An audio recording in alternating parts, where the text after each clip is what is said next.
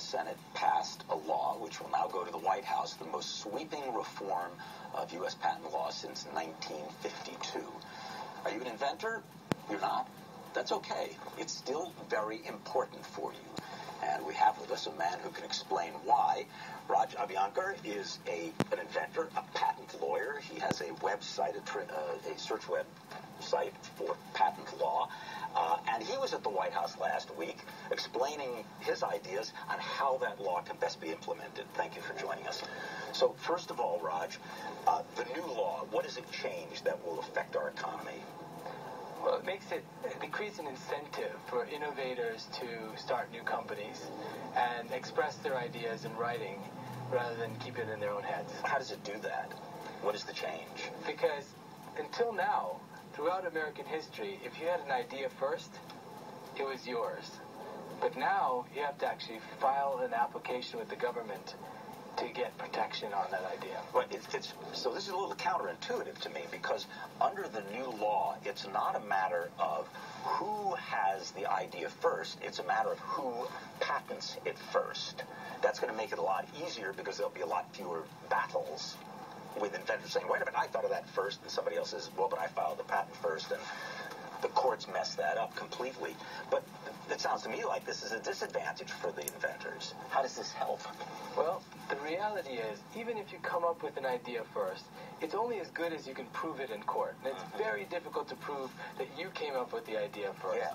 So inventors have also had a tough time writing their ideas down because they have this protection in the back of their head that, oh, I don't need to do it, I invented it first. Right, and as long as you've got it in your head, well, then you think you can go to court and win.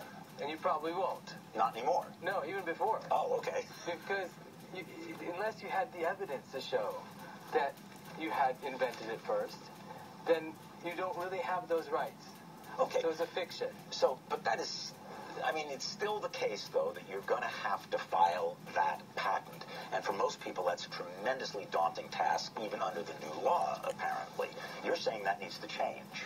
Well, I was asked to, explain to the White House why, if this law were to pass, how can it best be implemented? And in my particular view, I thought there are lots of ways of implementing the law to make it easier for innovators and inventors to file a patent application. Okay, so let us suppose I have invented a double-edged, single-handled overhead hoe for overhead gardening. So how in your world would I best patent that? In my view, you'd explain it on a camera. Take your iPhone or iPad, turn it around on yourself, and explain how it works, or have someone hold it. Mm-hmm. And go to the USPTO website. U.S. Patent and Trade Office. Yes, and upload your video and get an instant provisional patent application. Wow. That's my view of how it should be done. So you would like to see them implement some kind of a system, and now you've put in that provisional patent. Presumably it's and you can do that theoretically. You're a patent lawyer. You would be able to do that without a lawyer? Provisional patent applications aren't examined by the government. They're just a placeholder. But it gives you rights so that now you can spend a year perfecting your idea and then hire a lawyer. You don't have to hire a lawyer right away. And even filing a provisional right now requires you to write your ideas down. People have great ideas, but it takes them a long time to get those ideas out of their heads and write them on paper. What are the odds this is actually going to happen, that the administration, the U.S. Patent and Trade Office, will ever change things so they can do that?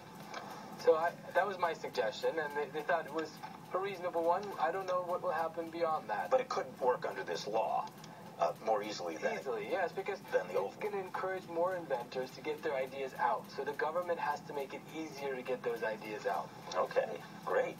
Well, thank you very much. Nice to have somebody who's been right at the source of the ideas. Raj Abhyanker he's an entrepreneur, he's an inventor, he's a patent lawyer, and his website is Trademarkia.com. It is a patent and trademark search engine. Yeah, it's a search engine for trademarks. It makes government data more interesting to average people. Okay, well, thank you very much for sharing your idea. It sounds like a great idea to me, because that overhead hoe, I'm going to make a fortune on it, really. We're going to tell you about some of the local events to remember the 9/11.